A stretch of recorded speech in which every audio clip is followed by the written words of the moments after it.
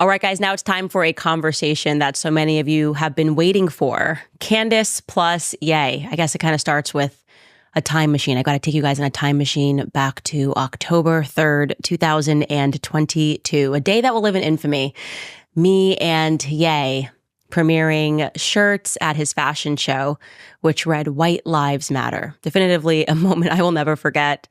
We broke the internet. There's no other way to say it. And people just couldn't believe, how could a Black person say White Lives Matter? We can only say Black Lives Matter. And it's just interesting to see how the media sort of paints a narrative and there's absolutely no truth to it. I mean, what really happened is Ye called me and he asked me to simply be at his show. Never asked me about wearing any shirts when I was there. We were backstage and he sort of held up the shirt and he was really in the creative process. There were tons of models running around and he just said, I need you to wear this. And I said, sure, because I knew instantly what he was trying to do and what he meant. Shortly thereafter, though, everything changed. And obviously, aside from people being angry at us wearing the shirts, then it shifted into this conversation about Ye and his anti-Semitism. And I can say definitively that it was the toughest moment in my entire career. I had never felt more pressure externally from the media and from friends for me to condemn Ye. And I didn't take the bait. I didn't take the bait because, as I have said many times, Ye had opened up to me about some things that were happening in his life. And you're going to hear in this conversation what those things were. And you can understand how someone would feel if they were subjected to the things that Ye was subjected to. I, of course, wanted the world to hear it back then. I had invited Ye to come on my podcast at the time, and he was slated to come on. But the evening before, I found out that that was not going to be a possibility. The network that I was on didn't think that I was the right person to interview him because of our friendship. And he was really upset. He was very upset. He essentially said that my voice was being controlled, and something overtook me in that moment. And I said, look, Ye, I obviously cannot overrule this at all. If I had my own platform, I would obviously host a conversation with you, but I don't have that right now. I do not have that right now. But what I do have is a camera, and I have a friend who knows how to run a camera, and we can just record this moment. And we can lock this in a time capsule. And one day I will have my own platform and I will premiere this conversation. And that day is today. When I say that it was a tough moment, you were even looking at me when I watched this conversation back. You can just see it on my face. I was postpartum. There are very few times I'm not a crier. I definitely am not a crier.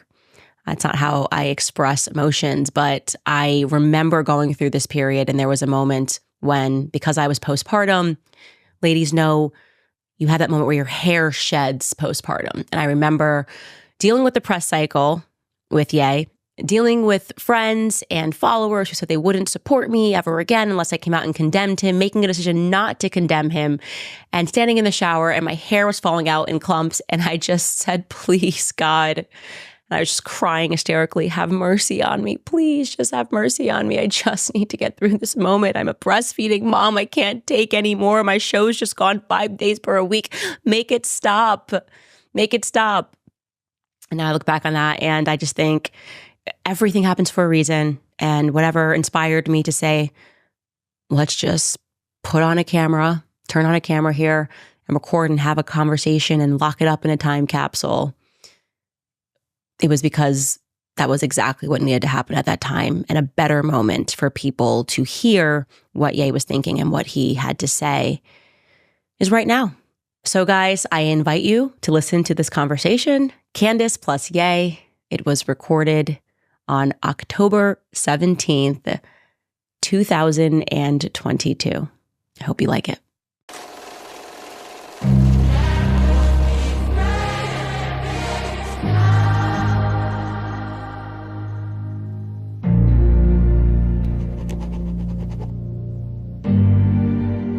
Yeah, I'm happy to do it tonight. Yeah. So yeah, it's better than doing it in the morning. I'm obviously not the best morning person. We were talking about doing a Godcast for a while, actually.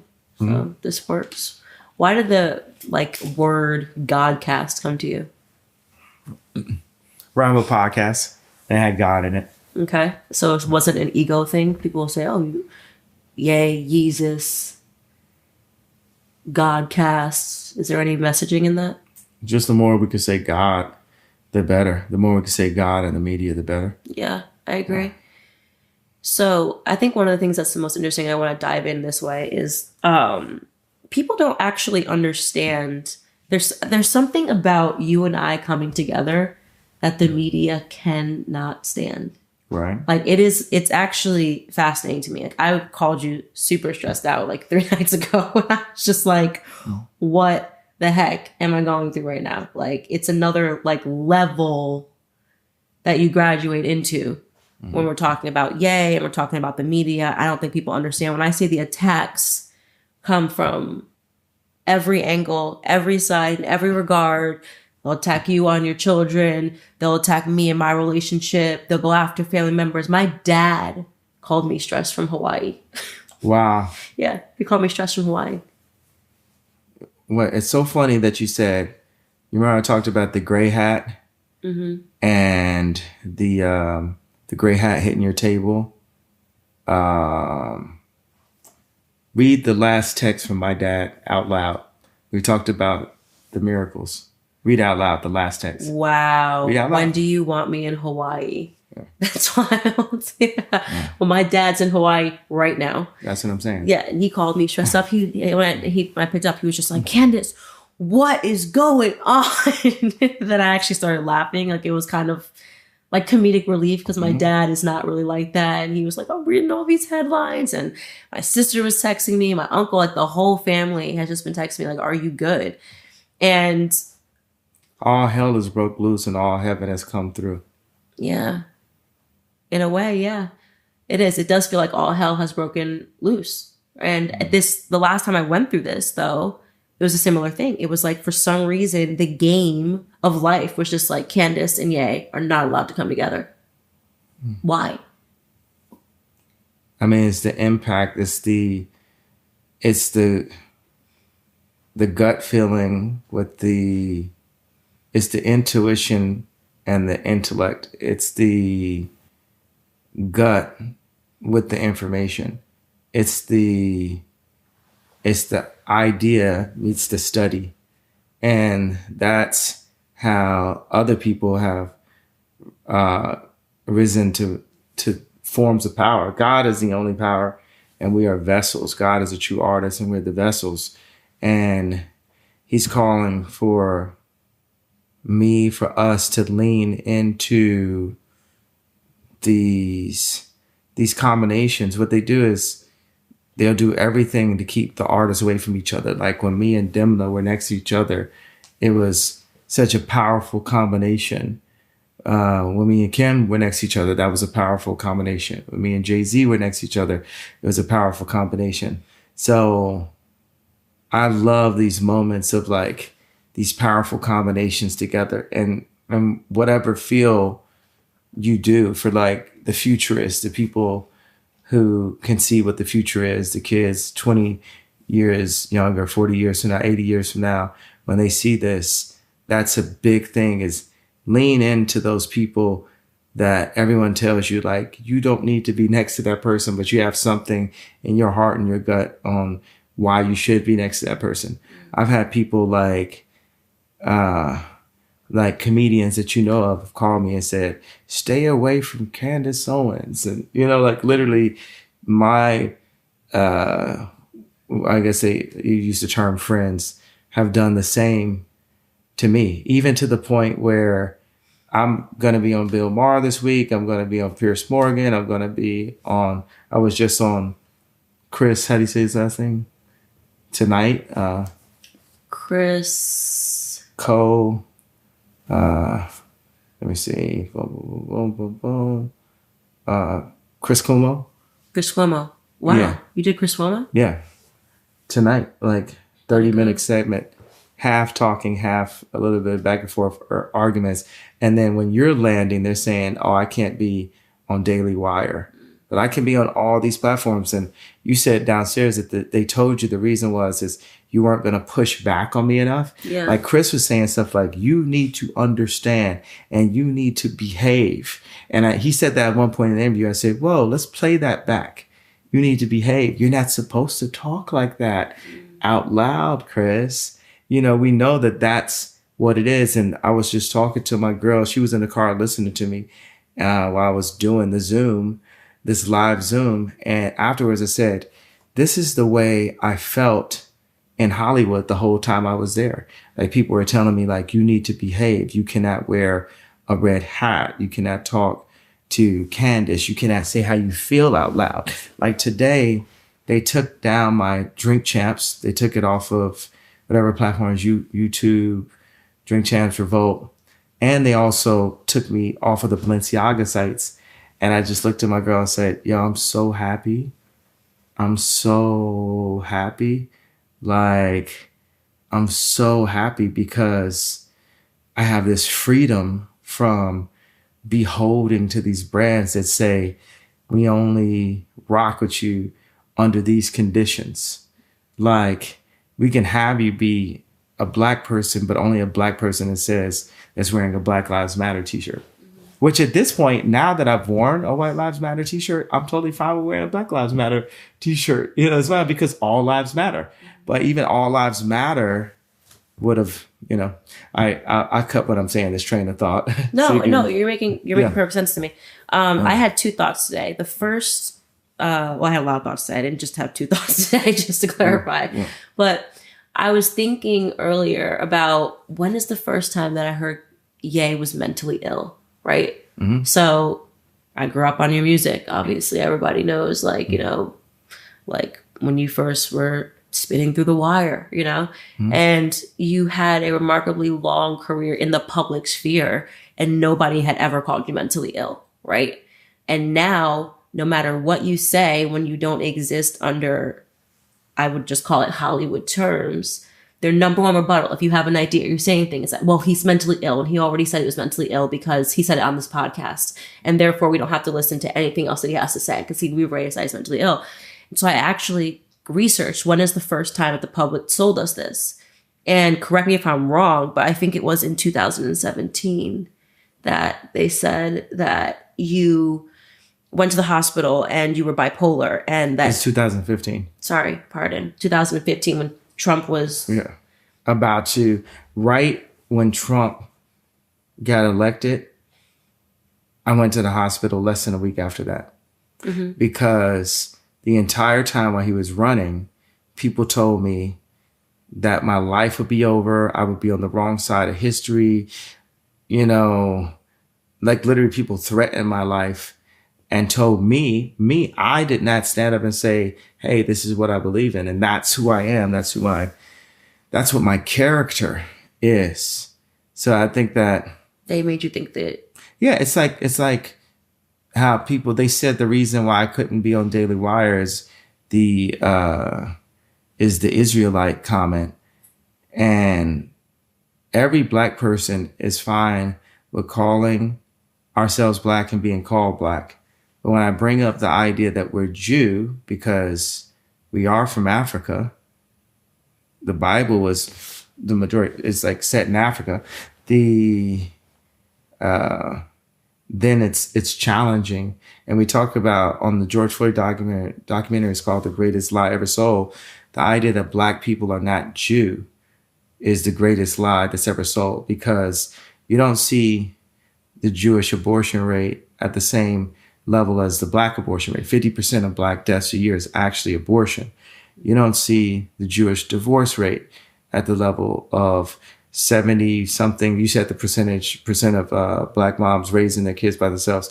You don't see Jewish people shooting each other down in the street on World Star and then rapping about it. It's just not, there's not Jewish content like that. And also Jewish people do business together. And that's what I said on the Drink Champs. Hey, these are things that I'm envious of. I think the first thing that someone would say if you said that, right, is same for Chinese. You don't see Chinese people shooting each other. You don't see Chinese people with this super high divorce rate. You don't see Chinese people and Japanese people and Korean people and Hispanic people-ish, but no matter what, nobody's rates of violence and abortion are as high. White America, forget Jewish America, white America don't have these same rates, right? And so they ask why isolate Jewish American population? Well, for Black people, okay, with the rates of that ours being higher, we're still, you go see the slave movie, you see like a slave get their teeth pulled out in front of another slave. Mm-hmm. We're still getting our teeth pulled out, literally like in jail. I have friends whose, family members went to jail and they got killed by an officer. And then the officer all of a sudden quit and they're not there anymore and stuff. And so they can't do the trial. And, so we're getting, left and right, still treated like slaves. And, with the reason why I specifically say the Jewish people is the Jewish people, like how the Armenians worked in a meatpacking district. Mm-hmm. The Jewish people came into power in the 80s, truly, when the divorces started happening because of Wall Street, because the Catholic lawyers wouldn't divorce people. And they came into money the way how the darker Jews, the Black people, are coming into money now. Mm-hmm. And they had to, and they did a great job. They colluded. They, before that, they were very involved with the civil rights movement, which actually the movement was, it moved Blacks from being Republican over to becoming Democrats. That was what the movement, that's where the move happened. Now everyone's, well, why are you calling them out specifically? When I said DEFCON 3, I didn't get an opportunity to say what that meant, but it meant I'm going to call out all these things that have been done to me specifically by Jewish people that so happen to be businessmen or businesswomen, but still it was done by Jewish people to me, to the darker Jew. And I was going to go one by one. And the reason I said it like that is just to say, I know you guys are going to call this anti-Semite, and I'm not afraid of that title. Now I'm going to lean into that title. So call me whatever you want, because you call me void already. What's the definition of Black? Void of color. Some people, artists may say it's all color. And it could also mean it's like what they did. And when I ran for office and they showed me on the TV and they blacked my face out and they had me be void. And I think that Jewish people always will tell you about the trauma and the Holocaust. So one of my favorite lines on the Drink Champs, you actually hit me about this, is when Doug Charney said, hey, I want to take you to the Holocaust Museum. And I said, I want you to go to our Holocaust Museum, Planned Parenthood. We're still in the Holocaust. 6 million Jewish people died in the Holocaust. Over 20 million darker Jews, Black people, have been aborted. More babies are aborted in New York at this point than born at this point. And my thing about the media, the majority of the media, over 50% of the media, at least it's probably 80%, but over 50% of the media is run by Jewish executives. And they allow all of this abortion driven content that more affects the darker Jew, the Black people, more than any other race. But then you ask the question, you can't even Google, when you Google Jewish abortion rate, it'll be one piece of information. The next information is from 4 years ago or something. There's no information about it. And if I attempt, my mom said trying is failing. If I fail by attempting to have a conversation with a Jewish person about the abortion rate, they won't allow the conversation to be had. That's why I said, hey, I'm me tooing the Jewish race.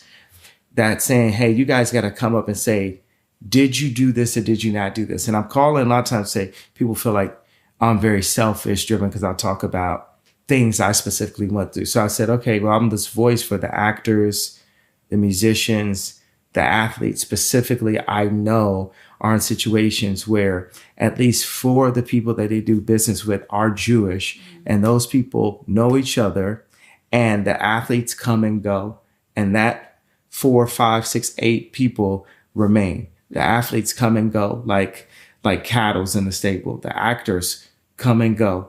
The musicians come and go. And that mainstay of that Jewish, just say crew, because it sounds less ramped up than mafia, right? Than mob. Sounds less mentally ill. So let's say there is definitely a crew. And I've been there and I've been talked to certain kind of ways. And you know who else wouldn't be talked to a certain kind of way? Kobe Bryant.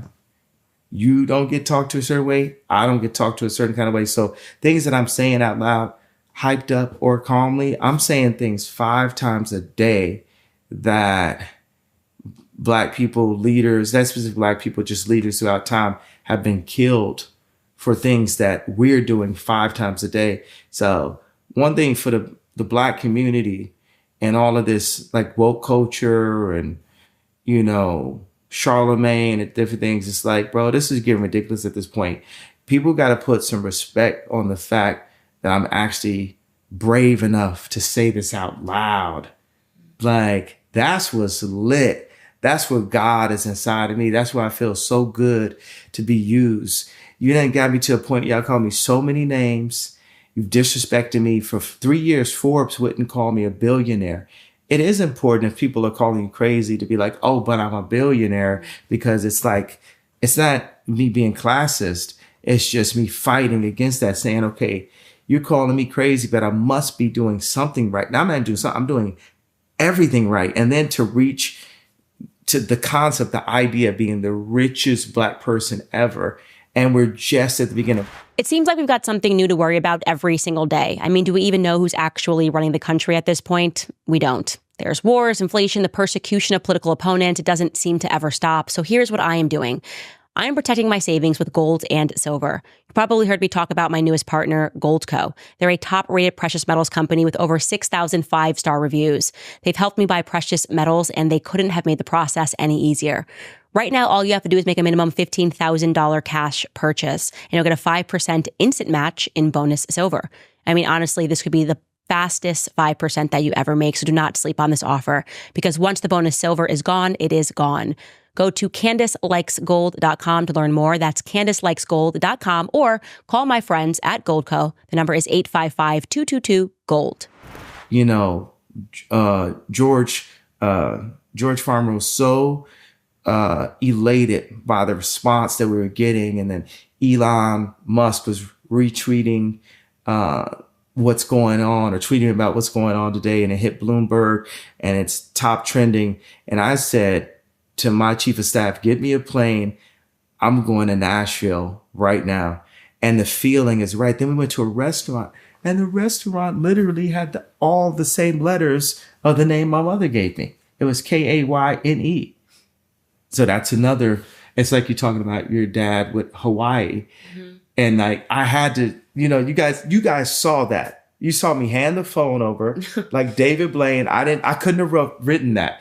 My dad is like, cause the funny thing is, where is your dad in Hawaii? Because I have this feeling like, let's go to Hawaii because I made really good music in Hawaii.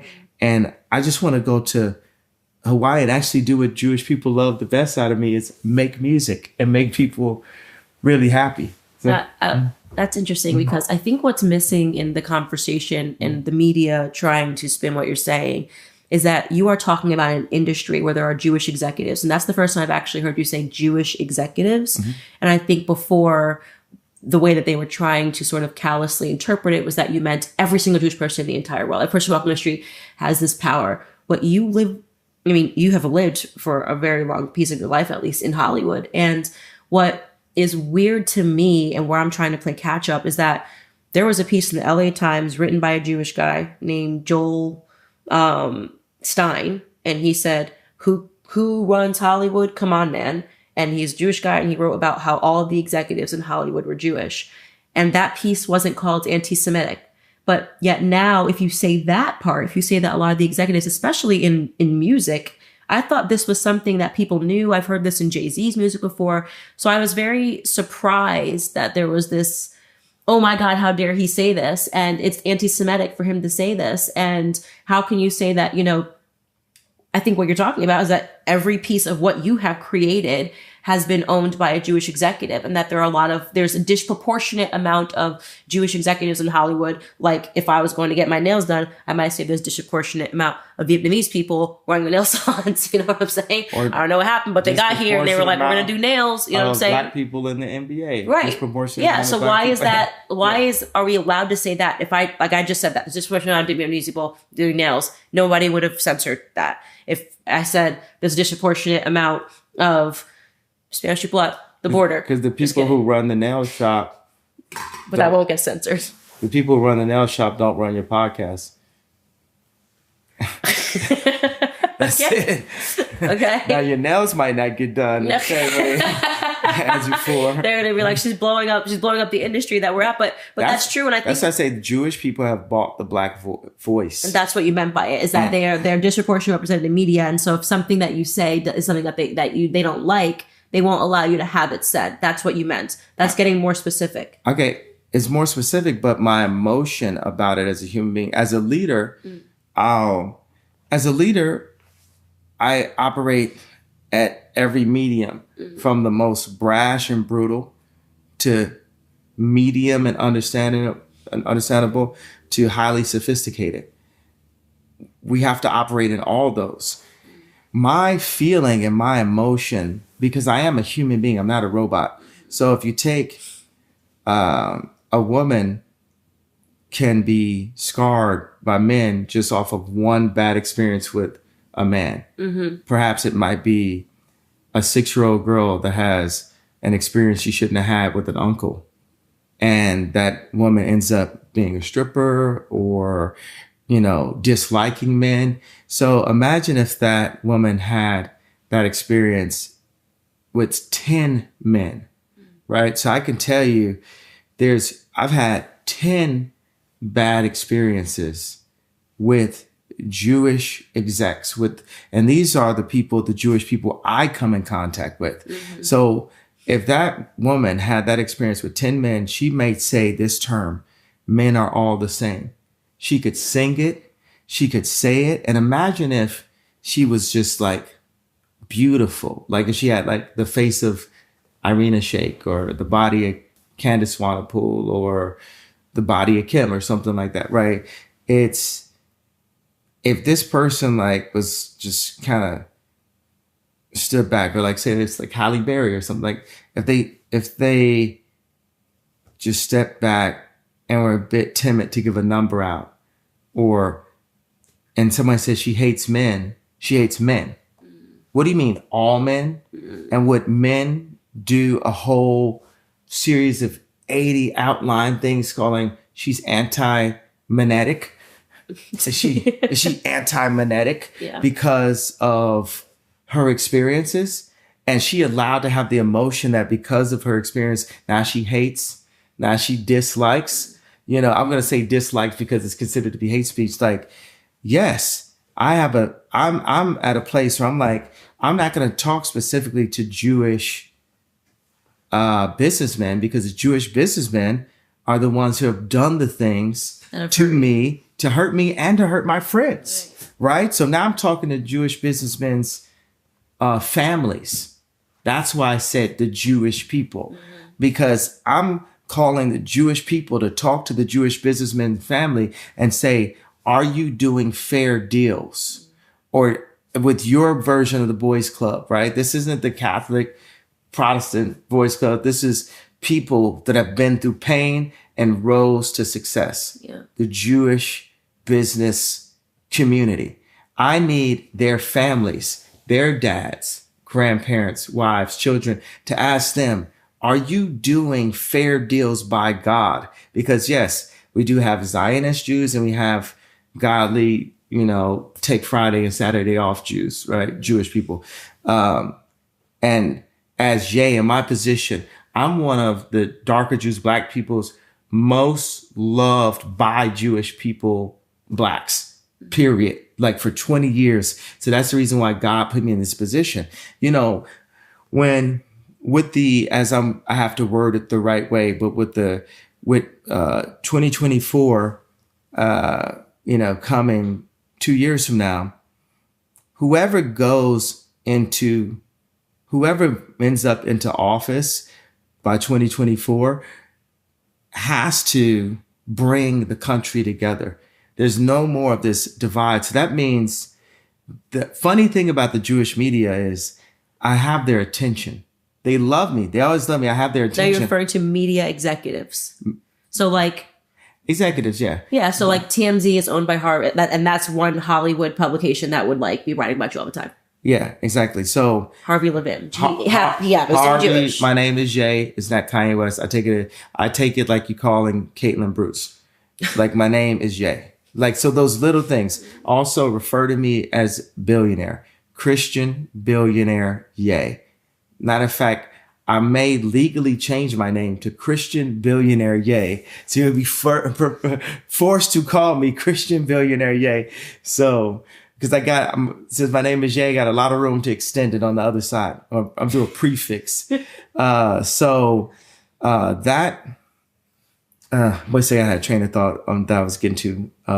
You were saying the Jewish media, and I just interjected to say you're talking about specific people in media. But what was I saying about the Jewish media? I don't want to like kind of ramble to find my point again. Yeah, it's a really good point. Because even like we're in that ticket, I'm like a bit sleepy. Yeah, it's just that's what made Through the Wire. I'm gonna do podcast sleepy from now. When I do Bill Maher 2 days from now, I'm gonna go in sleepy, right? Because I have so much energy as like alien level African king that if you put me in a normal podcast situation with an antagonistic media person, then they can get me to look as animated as they would want me to be on stage or on a basketball court. But in that setting, I have to speak. So now I figured out the code to be as calm as, they would like me to be in these situations. So, but man, I'll get back to it. Otherwise we'll have like another conversation where we could find what we were saying. Yeah. But I just where I want to go back to though, with the two things I want to say. So first off, when I was coming on the plane, my podcast was on shuffle and, Jay-Z song came on. It was, dun, dun, dun, dun, dun, dun, dun, dun, dun. And he says, oh, I know what it was. He says, I dumbed down my audience to double my dollars. They criticize me for it, yet they all yell holla. If skills sold, truth be told, I'd probably be lyrically Talib Kweli. Truthfully, I want to rhyme like common sense, but I did 5 mil and I ain't been rhyming like common sense. When your sense got that much in common and you've been hustling since, the only perception for perception go with what makes sense. Since I know what I'm up against, we as rappers must decide what's most important. And I can't help the poor if I'm one of them. So I got rich and gave back. To me, that's the win-win. And I was just so stunned. I ran it back like 10 times because I forgot how much I love that song. And I was like, he's literally telling you that he is dumbing himself down. And he has decided that the better thing to do is to keep the people that follow him stupid and be able to help them by giving money. Like, I can't help the poor. Like, I dumbed down my audience to double my dollars. Like, he has to make a decision to be smart, right? To be rapping like Talib Kweli or to make money and be able to give back to people. So he knows. And this made me think of you because you said on that podcast that got taken down that information is the number one resource, right? And he knows that he has to choose between giving the people information or having success. And I was stunned by the verse. And what record label was he on that helped influence that decision? It was a Jewish record label. Okay, what was it? I don't know. See, I don't know Universal, the industry. Def Jam. Yeah, Def Jam. He was definitely a Jewish and French, because you got Vivendi that owns Universal, but French. That's super colonizers. Like the French own 80% of African banks. So nobody would be mad if you had tweeted that. By the way, the French, but that's because the French don't hyper focus on controlling the black voice like the Jewish media does. So, but this makes me think Drake is the best rapper ever by the numbers. Jay-Z is the greatest rapper ever by the inspiration. Yeah, he inspired me. There you go. He was smart. Okay. You know what I mean? Like he was talking business, but you either got it or you didn't. He was telling you the code that now I'm being stupid. Like I'm giving you guys stupid stuff because this is how it works. Like in order for me to stay successful, I have to keep giving you stupid stuff. I just think Yonsei need to let him go get some pussy. Seriously.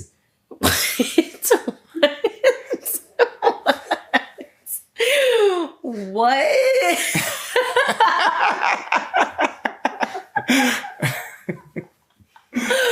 He gets go to the DR or something, like, you know what I mean? Like, what's that about though? What's that about? Are you good friend? Are you good friends with him still? Because you know what's missing from this whole. I don't know if you're gonna run that line or not. I'm not. This is going up on Parlor. What do you mean? Are you gonna run it? Yeah, that's like, the bigger question. I just think like, man, it's like Jay-Z is like the head. You know, we're under the fire and we're the firefighters. But in order to be a good firefighter, you got to be willing to run into that fire. And that's what makes me the number one firefighter. That's what makes me Michael, because I'll run into that fire. Everyone knows that I'll run into that fire for the people in the burning building. Who's the people in the burning building? All of society. Because blacks and rappers are the thought leaders. We're like everyone, people, you know, if you go to a college, people have different majors, but everyone majors in Drake at the college. It's very few people, even if they don't particularly seek to listen to him, everyone in the college knows the song. So that becomes then the information, a part of people's curriculum and DNA of the way we think. And what I've been saying is like the idea of free thought, the White Lives Matter t-shirt. That's an idea. Let's talk about idea separate to that t-shirt. You have the idea for civilization to move forward. What do we do in marches? We marched. And what's marching? Walking, right? In order to walk, what do you need? Both legs in order to walk. How do both legs work? One foot in front of the other, one foot in front of the other. So watch this. An idea is your left leg, and actualizing, I like it better than execute, like universal positive forward movement language. You actualize with your right leg. You think the idea with your left leg. You actualize, you're moving forward, right? But if you go into a place where there's thought police, they put the innovators into a place of crawling, and our civilization is no longer moving forward. And you can believe it or you cannot. And I can like classify as a black person, this and that, but I'm challenging all the systems one by one, right? That we will be happier. And not only, I don't love the word utopia, it seems over the top. Not only find a happier way to live, we will actually survive, because we can't survive by being oppressed, by having our thoughts oppressed and being afraid to say what we feel, because, hey, you know what? We could feel something for a bit, you know, and then if you get to do it, you can get over it. Like sometimes like a kid can have a chocolate binge and they get the stomach ache and it only happens one time. Or they can go and touch the stove and they get burnt and it only happens one time. Right now, we're not getting the opportunity to touch the stove. If I hadn't went so far, said the word DEFCON, right? DEFCON, then we couldn't have had an open conversation about what Jewish execs are specifically doing. All of the conversation would have been said to be hate speech. Like, how can I hate Jews and I consider myself to be Jew? But then people say, well, you hate black people because you wore White Lives Matter. And now, like I talked to Noriega this morning, he was like, okay, I realized this. I realized that I really don't feel Prodigy died from choking on an egg. Jumping in right here, because at that time, as you can see, both of us were really sleepy. It was very late at night when we were having that discussion, and I hadn't even fully comprehended what he said there when he said that people don't believe that Prodigy choked on an egg. And I had no idea what he was referring to. And I just wanted to let you guys know that there was a rapper named Prodigy who began speaking out about the Illuminati. He basically said, I have this platform and I want to use my platform for good to wake up the masses to what's really going on in society. And so I am going to dig up this old clip of Prodigy right before he mysteriously choked on an egg. And he decided to speak with Alex Jones. Take a listen to what Prodigy had to say. Yeah, they doing all this ritualistic murder and rituals on little, they molesting little kids, doing satanic sex rituals. Like, this stuff is really going on in this world. Like, on 9/11, what they did was they killed 20 birds with one stone. You know what I'm saying? That's how I like to say it. You know what I mean? Because they changed all kinds of laws. They changed all kinds of they changed people's mentality, the way they look at the world. They pulled off one of the biggest ritualistic murders, you know what I mean, that ever happened, you know what I mean, live for the whole world to see. So there you have it. That is Prodigy. And like I said, he then mysteriously choked on an egg.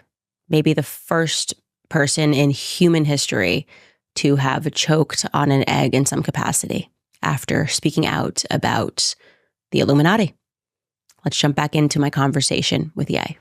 I really believe in a lot of the things that you're talking about, but we'd rather just accept the pain. Pain is like first thing that drugs that we get, as Black people, is like sugar and then pain. And pain and I know because I have a tendency, to be masochistic. It's part of my superpower, right? Like the ability to Deadpool the pain, to overcome, I'm telling you, like a good comment, a bad comment, someone calling you something can change how you feel.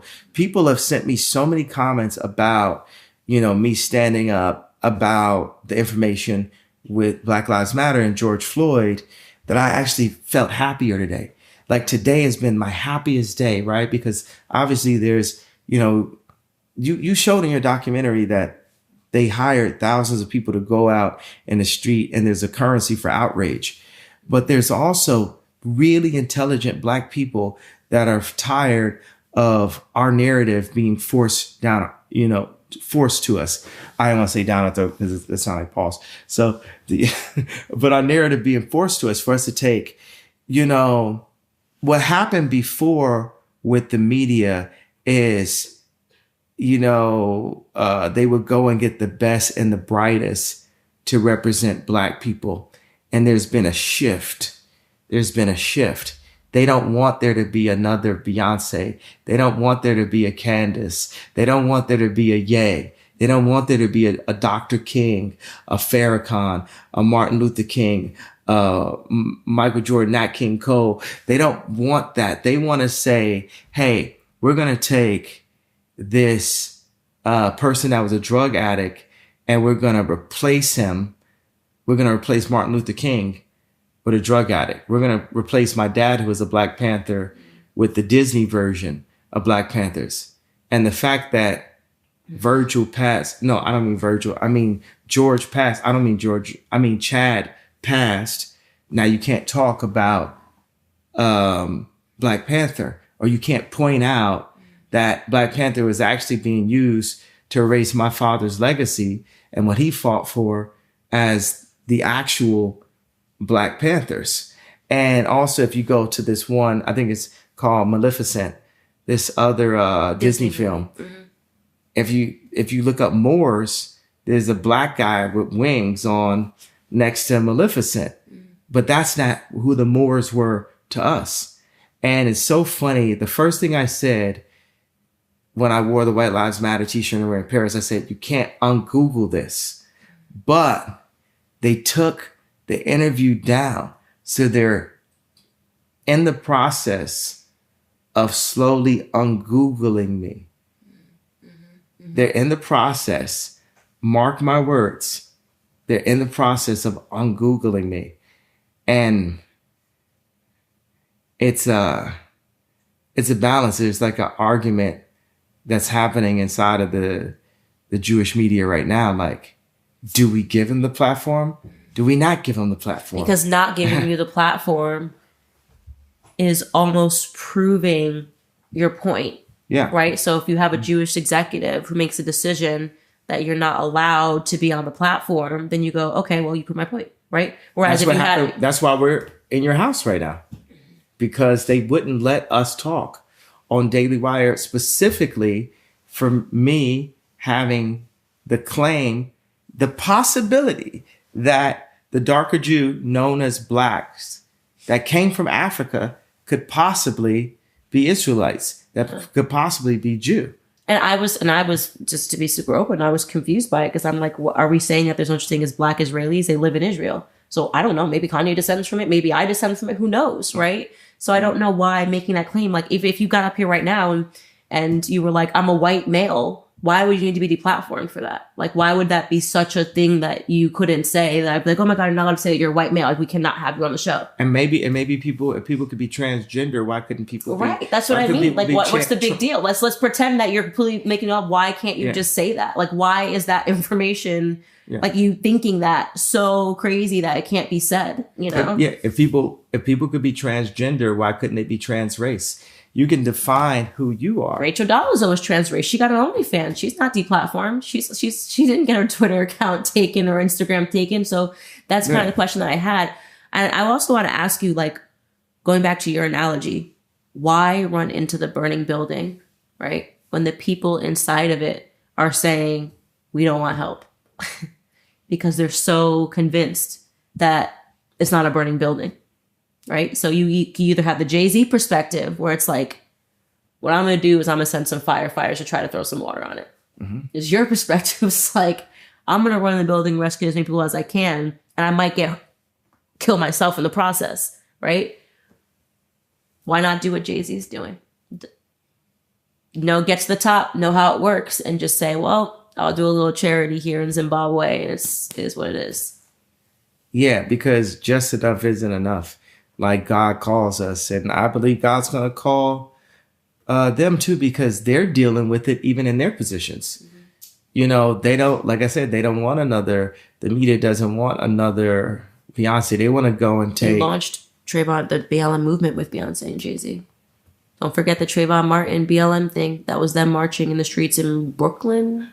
Somebody want to correct me? Brooklyn, Beyonce and Jay-Z, they launched that movement.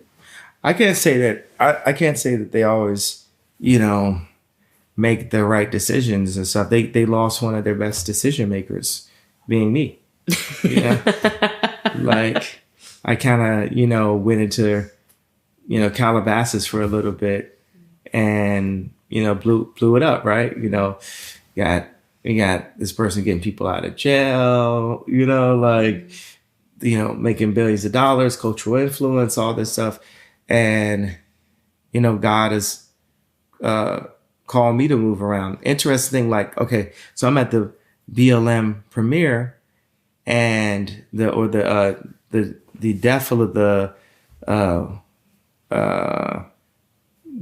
BLM, the scam aspect of BLM.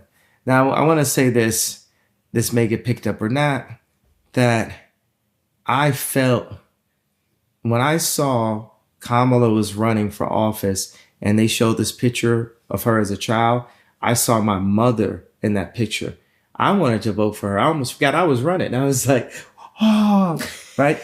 And so when I see the George Floyd video, the way they capture it, the way it sounds, it hits me right in a place. It's like you completely forget that the guy is on drugs. You completely all these different things, and it just hits me as a black person. I put that label, the label I've been given that I've grown up with, and I understand why it hurts, and I understand why it worked for a moment. But now we're in a place where we have to dispel the trauma and move forward. It feels like all black people own are trauma, the word and braids. You know what I'm saying? Can't nobody get braids. You better not get braids type. You know what I'm saying? Like, and then It's appropriation. appropriation. It's ours. Yeah. But where's our land appropriation? Where's our, company appropriation? Where's our brand appropriation? We're the walking billboards for Louis Vuitton and Balenciaga. It was interesting, just the shift, the tectonic plate shift of me closing the Balenciaga, opening the Balenciaga show, and everyone, from the culture, black people, white people, they were all into the idea that because I was ruffling some feathers. It was right on the line of, is it too far, right? And then I opened up the Balenciaga show and people were just like, what? And it felt good. It felt awesome. And then I put up a picture and under I said war, but little did they know that I meant war. And then the next day I do a fashion show that's purposely sabotaged. Like people, this is like rumors of Catholic priests, levels, sabotage. They went and took the, I don't want to word it like that because that could be taken misconstrued. I say they sabotaged the season 9 show. They went and took the microphones off of the children's choir to make sure that we started late. That was just one of... Yeah, I was there when you were like yelling, like you were upset about that. I remember they're saying like the mics are off the kids, supposed to be starting. And that was one of 1,000 things. Even the lady that was, there is... Now she's leaving the school. She'll no longer be principal, moving forward. So that was just an example. It was like, here's the shift. And it started there. And it gave the opportunity for the speech. And it said, hey, I'm the leader. You will not un-Google this. And they caught the picture of the T-shirt and it said, White Lives Matter on it. And... all hell broke loose. But when hell breaks loose, we have an opportunity for heaven to come through and for God to use us. And that's what's happening. I mean, that thing was like 2 weeks ago.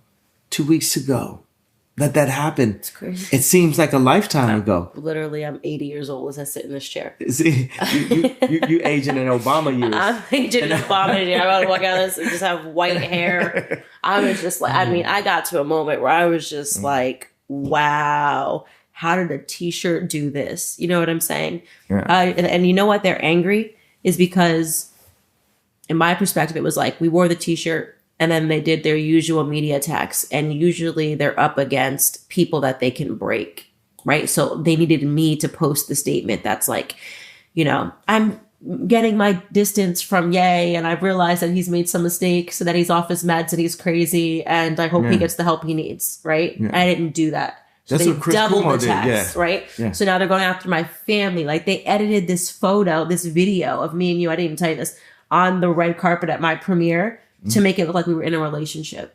And this starts going viral. Meanwhile, my husband's 10 feet away. He just doesn't do cameras. Right. So they're doing, from every single angle, just trying to see if they can break you and I having any type of a relationship, which is fascinating to me because the same thing happened last time. And that was like the whole Brexit thing, except you took the bait that time. And then. And never, that's my never again. Like I say, Kamala's our never again because you are what Black people wanted Kamala to be. You're exactly. So thank you very much.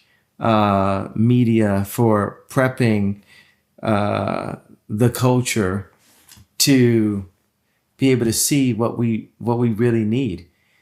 And it's just such a godsend. It's just hitting me right now that we absorbed this platform and what we're going to be able to do with it. Right. It's incredible. The question that I wanted to ask you on the phone, do you believe that you have bipolar? Who told you you were bipolar? And when were you told that, in 2015? Exactly. I was told that by a Jewish doctor, and the information was put out by a Jewish Hollywood trainer to the Jewish media. Mm-hmm. Actually, the day when they put me in the hospital, I had started reading the Bible really heavy and rewriting Bible verses. And when the Jewish trainer saw, and you're like looking like, well, that sounds pretty bipolar. But the the Jewish trainer saw that, put me in the hospital, and then said, and then put it in the press. And the press being TMZ broke it, right? Yeah, I don't remember. I was in the hospital, right? Mm-hmm. And why were you in the hospital? Exhaustion. Yeah, I was gonna say you don't sleep much. I mean, we don't sleep much. I do. I actually do sleep a lot. It's my favorite thing. Yeah. I see. That's Trump said. Oh, I'm sure you don't sleep much, but I do. I sleep like 6 hours, 7 hours. Anytime I disagree with the norm, people say, "Well, are you getting sleep?" They're so concerned about my health. Because like, then as soon as you put out that you have a mental illness, it becomes this thing where they can just stigmatize everything you do. Everything, they can discredit it, but what happens when, everyone's wearing Yeezys, or what happens when, we change a color palette or a shape of something, the shape of a shoe, the shape of something in apparel? What happens when we change the look of homes? What happens when we simplify the way we think and the way we communicate? Then, who needs sleep? And you take something like Moses. I always tell people Moses was on speed and he stuttered, or ketadin, or whatever they called it, whatever that would have been, the biblical version of that. But God had something for him to do. And this is a God's dream, right? This is something for me to do. And God is on our side. It's God's time. This is why we're on this platform. This is why God provided. How is it that, God told me, go to Nashville right now. And, Kid Rock, he was leaving out of town. If Kid Rock had been in town, I would have went by his house to hang out and go to the studio.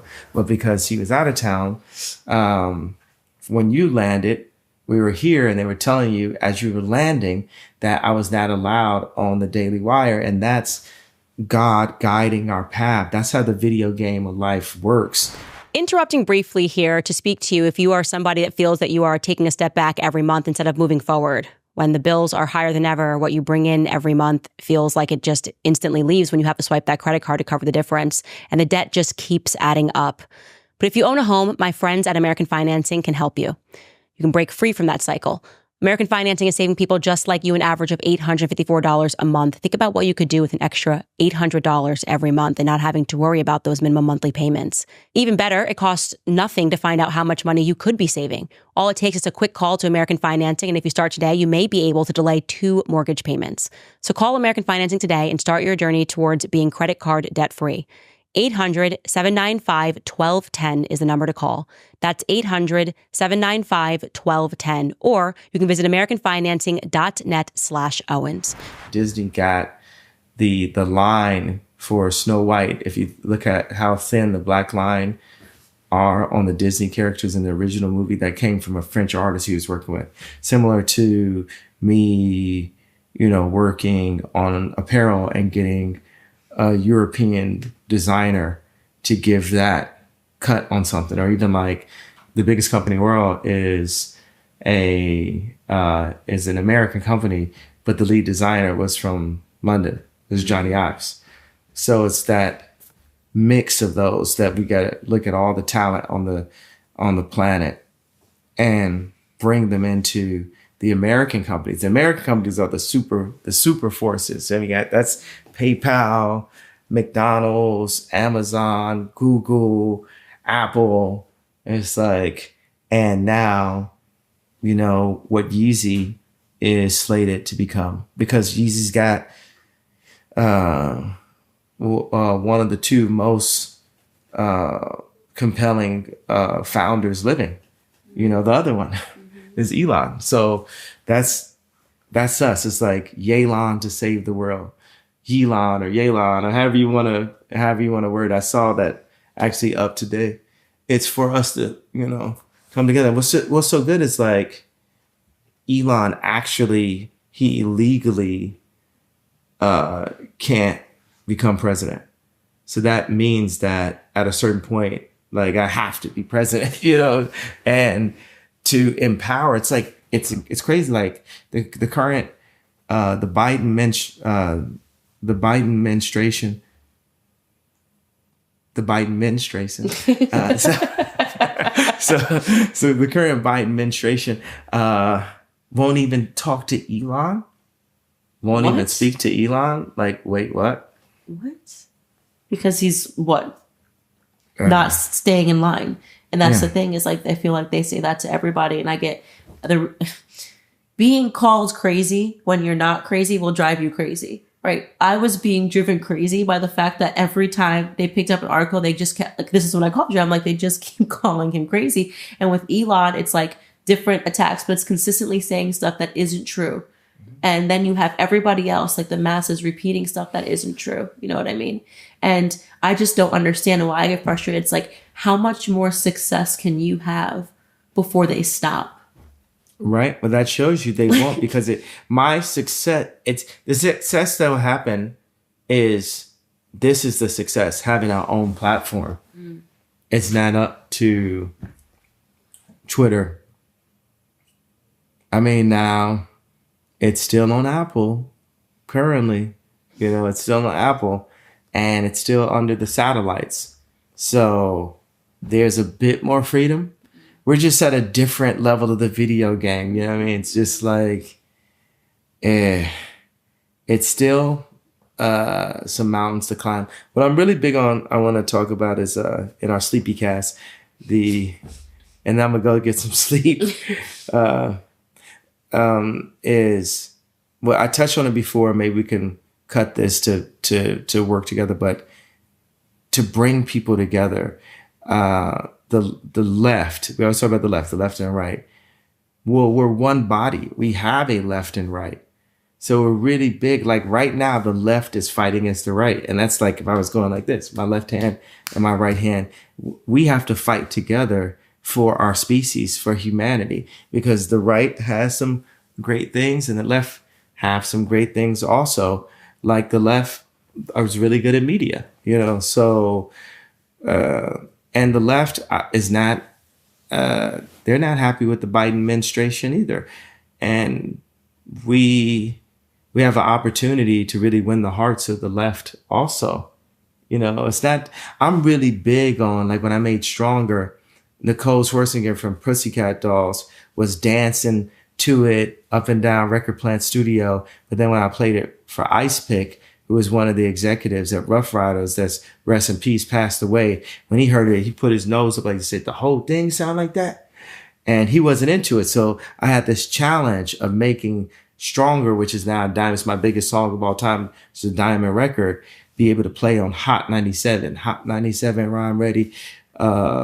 I knew it was going to play on B96, but which is a white pop station, but how does it play on Hot 97, which was like ran by Jay-Z, and not ran by him, but he was the most common voice on it at that time. And that's the thing, to be able to, there is a way to appeal to both sides and find that place of happiness. There's things where like Trump and Biden had a lot of places where they aligned when I looked at their policies. So I'm really interested in really bringing happiness back to the world, bringing joy back to the world. But we have to call people on what they're doing for there to be happiness in the world. We can't just say, oh, it's okay for people to like super complicate deals and to collude on deals and to not look at us as human beings, as artists and athletes and actors, that we have to be willing to like stand up for that to be able to change something. And we need to come together as a society to be the first civilization that actually became civil, to stop war. Like people, it's a possibility of having a warless world where the human species is not at war with each other, but we are more sophisticated because of social media, because of the information that we have now. And we got to have people like us and God using us to push that to the next side. And we got to get control of our country. We have to get control of our family. And right now there has been an agenda in the media and in politics to remove God, remove the family, and to remove our country from us. So it's time for us to take control again. And God's on our side. So that's what's going to happen. I've got faith in that. In Jesus' name. Amen. Amen. There it is. Yeah. That was like presidential towards the end. We could put some music. What kind of music you want to put with that? I'm proud to be an American. Yeah. It needs something like that. Because I think about my boy Mike Howe. This is the guys that told me to go speak on Fox on the Gap when they were like making it look really bad on the floor. And that's what started it. And now then it's like, boom, MSNBC. And so on and so on and so on and so on. And we just keep on speaking up. And this, I feel like, there's stuff that we did tonight. Do you want to do any other things that you want to put in? Just because we can do. Yeah. I'll move everything. I mean, I had a list of things that I wanted to talk to you about. I mean, we got more to go. We should do one of these a week. That's what I'm saying. We should just start doing this once a week. You know what I'm saying? Mm-hmm. Yeah, because I want to talk to you like in another podcast about like the war on men. You know, I want to talk to you about drinking. Yeah, think about Drink Champs. Do you want to hear something? Yeah. But you want to hear something like, did you know the word alcohol? It's from the spirit alcohol? Yes. Absolutely. You knew that? Yeah. I believe that. It literally, kills your spirit and allows demons to come in. You know what I mean? And take over. And I 100% believe that. I can say this since this is our podcast. Mm-hmm. I definitely was drinking when I put up the DEF CON treat. I definitely, I had, who's, I want to say alcohol I had inside me, but I don't know. Hennessy. Wow, it's interesting. Hennessy. It turns us gray. And literally the demons just come in. Yeah, no, I was fascinated when I learned that, the history of that. And it's literally because when you drink, you become a different person. It's almost literally like a spirit has taken over you. That's why they call them spirits. Did you know that? That's why they call them spirits. Yes, absolutely. That's crazy. How come we didn't put that information out earlier that you were drinking? Nobody asked. Well, no, because I didn't want to discredit. Oh, here we go. They'll be like, oh, now every time he tweets, he's drunk, Yeah. Because it keeps on like taking away the fact of what I was like saying or what I was about to do. And also sometimes the truth comes through because it's another way to discredit, right? This thing right here, we've got some stuff in it, the temperament of it, the lighting, the feel, the two people that are here doing it. Because we've been waiting for this one. This is the one. And this is the one that needs to be on Parler as the first Godcast, as the Sleepy Cast, the Dreamcast. I used to like that. It was like Sega had a Dreamcast. Yeah, I know. I used to play on it. Sonic. What? Yeah. Yeah. I love Sonic too. Sonic is just a bomb game. That and Donkey Kong on Nintendo. You know what? Donkey Kong on Nintendo was like another level. The old school one, you had to like put the... Yeah. I like to talk and play video games because a lot of times the podcast is very like, you can't do something at the same time. That was too complicated. Xbox ruined everything. Yeah. Just too many buttons. That's what I'm saying. We need to go and play... I mean, you made like the newer, like the Nintendo Switch has a Sonic that I used to meditate in this during COVID, during the pandemic. You used to meditate to Sega? What are you saying? I used to meditate in video games. And it's funny, I would watch like Wall-E over and over and over and over. And I had a cousin that just reads a lot. And they were like... I got a husband that reads a lot. And he was just so mad at me that I just kept on watching the same movies over and over. But if I like a movie, like I'm watching Northman right now, it's about these Viking slaves that overcome things. And it's, I don't know what God's plan is for me. A Norseman, they fight to the death. But I'm willing to give my life for what God calls me to do. But I think it'd be cool to have a podcast where we're playing video games on a really big screen and then we're just talking. I also feel like, my kids like to watch people play video games. That's the weirdest thing ever to me. Yeah. That's a whole culture. Your brother's like that. You do the same thing? I'm like, weirdo. Watch the lives. Watch it. So if we're playing video games, that's actually going to pull it. Imagine being able to even attract the entire video game community as voters. Right. Attract them onto Parlor too. But it's true. Yeah. They like me, by the way. The gamers love Candace Owens. I stood up for them with the BS. The original Me Too was Gamergate, but that's a way deeper, lower like thing that people can't even talk about. The gamers get what I just said with that.